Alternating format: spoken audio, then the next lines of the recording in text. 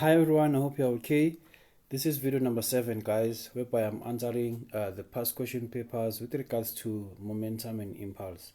Please note that, guys, the other videos are already being uploaded. There's a playlist. If you click the link on the description below, you'll find the playlist whereby I'm answering all the momentum questions. And the other playlist is for those who wanna learn momentum and impulse from scratch. So before I even start, guys, please, guys, do share this video to your peers. A thing or two that I say here might help them prepare for their upcoming test or an exam, or rather elevate their knowledge. And don't forget to like, comment. Most importantly, guys, please do subscribe, just to help us grow the channel. Okay. A teacher demonstrates the principle of conservation of linear momentum using two trolleys. The teacher first places the trolleys A and B some distance apart on a flat, frictionless horizontal surface, as shown in the diagram below. The mass of trolley A is 3.5 kilograms, and the mass of trolley B is 6 kilograms.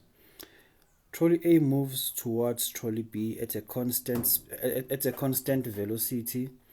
The table below shows the position of trolley A for time intervals, of 0.4 seconds before it collides with trolley B. Excuse me, guys.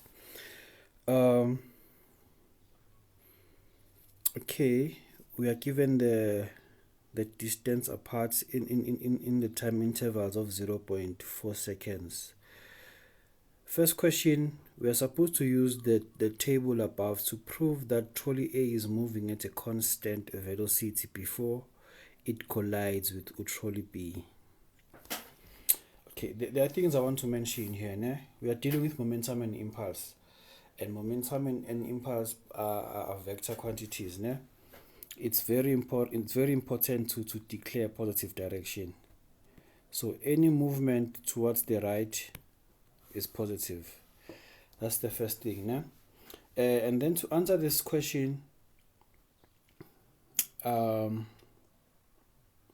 remember that, guys, for you to find velocity, by definition, velocity is equal to the change in position over change in time.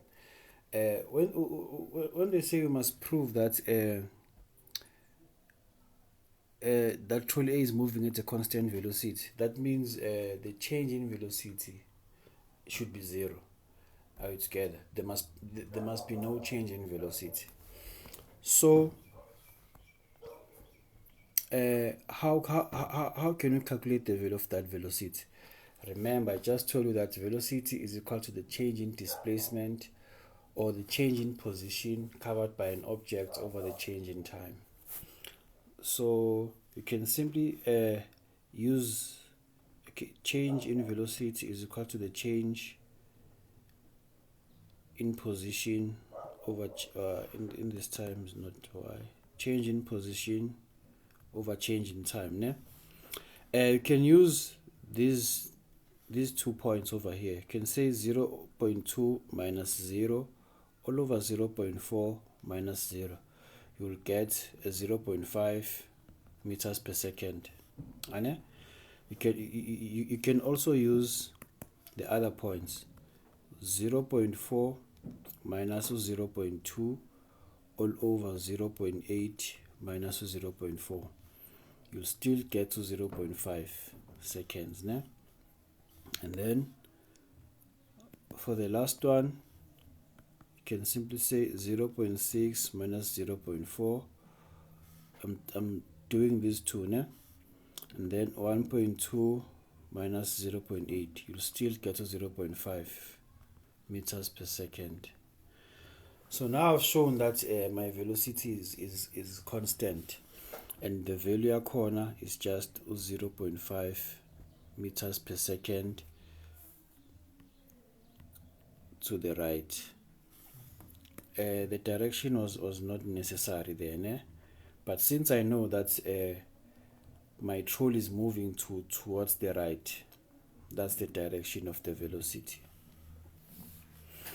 Okay, and then secondly, I'm supposed to state the principle of conservation of linear momentum in weights. It simply states that in an isolated system, the total linear momentum is conserved in both magnitude and direction.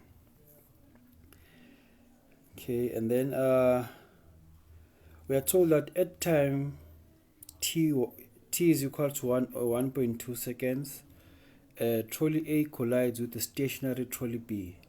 The collision time is just 0.5 seconds, after which the two trolleys move off together. Okay. Calculate the magnitude of the average net force exerted on trolley B by trolley A.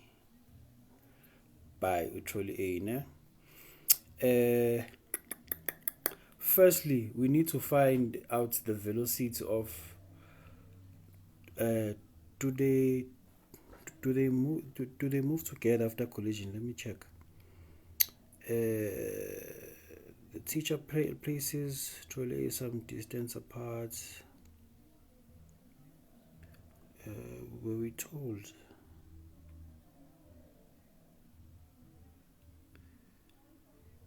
They never told us, ne? Let me read again. A teacher demonstrates the principle of conservation of linear momentum using two trolleys. The teacher first places the teacher first places the trolleys, which is A and B, some distance apart on a flat, frictionless horizontal surface as shown in the diagram below. Then we are given the masses of the trolleys. Trolley A moves towards, okay.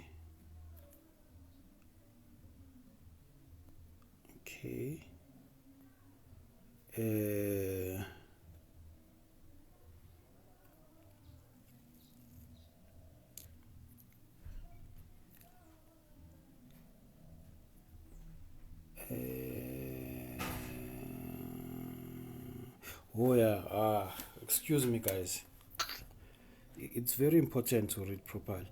At time t is equal to 1.2 seconds, trolley A collides with a stationary trolley B, ne? The collision lasts for 0.5 seconds, after which the two trolleys move off together.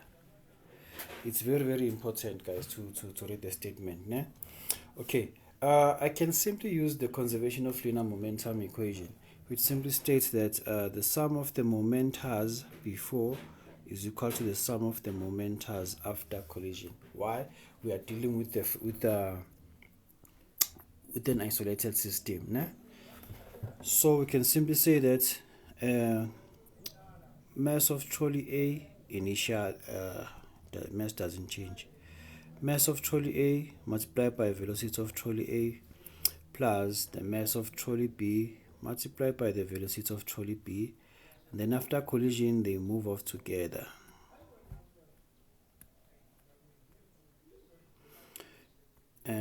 The mass of trolley A is 3.5, and the velocity of trolley A before collision is 0.5, right? Plus 6.0 multiplied by 0. It's 0 because it was at rest, or it was stationary. So it's 3.5 plus 6 is equals to Vf. So therefore the final velocity, or the velocity of the two trolleys after collision, I'll simply get 3.5 times 0. Divide by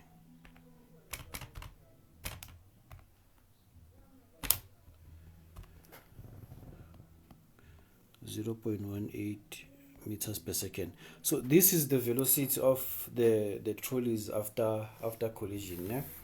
Okay, and then now they want us to calculate the magnitude of the average net force that trolley B, or on trolley B, né? Calculate the magnitude of the average net force exerted on trolley B by trolley A. Okay. So F net is just equals to F net delta T is equals to the change in momentum, ne? So F net is equals to change in momentum can be written as